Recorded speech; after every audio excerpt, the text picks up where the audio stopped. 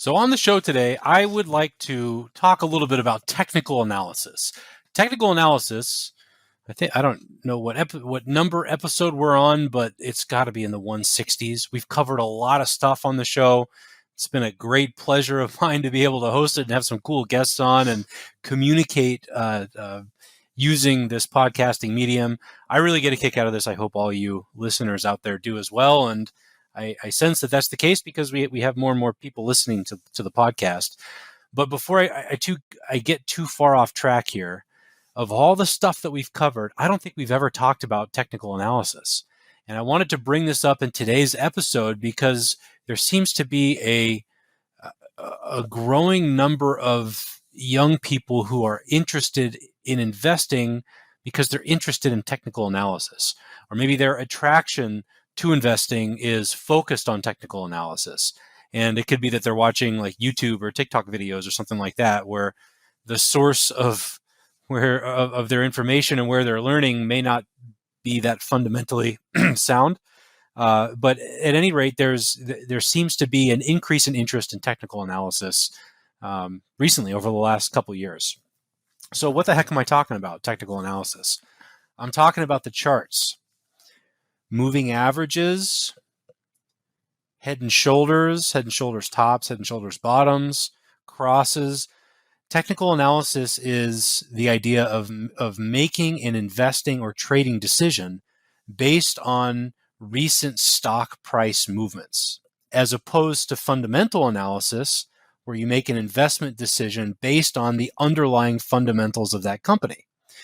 And so I pay I pay zero attention to technical analysis in my work in the firm unless somebody has a huge position in one company and we need to be cognizant of those pressures going up or down, because it's going to have a dramatic impact on their financial situation if some kind of technical pressure is going to show its ugly head at a convenient or inconvenient time. That's something that we ought to know about.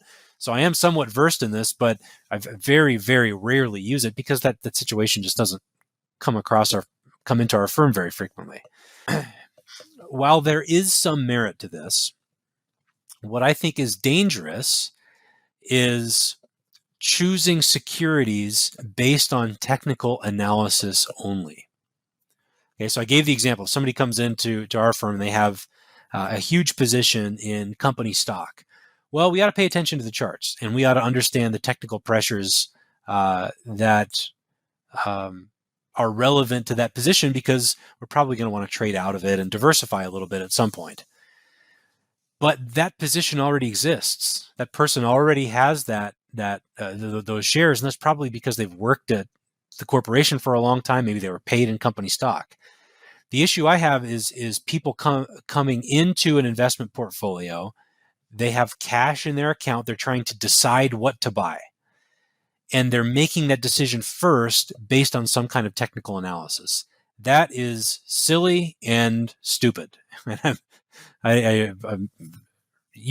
Often I will be reluctant to use terms that blatant, but that's just flat stupid. A better way to do it is to take what's called a top-down approach.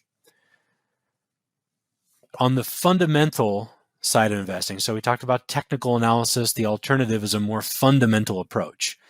Some people like top-down, other people like bottom-up. Either way works. In a bottom-up approach, you're looking at a whole bunch of different companies and then trying to evaluate which of those companies is going to perform the best going forward. I think it's very challenging to do that successfully, is the nicest way to put it. I think it's darn near impossible, the way information passes around the universe these days. A top-down approach is starting at, well, what do we want our high-level asset allocation to be?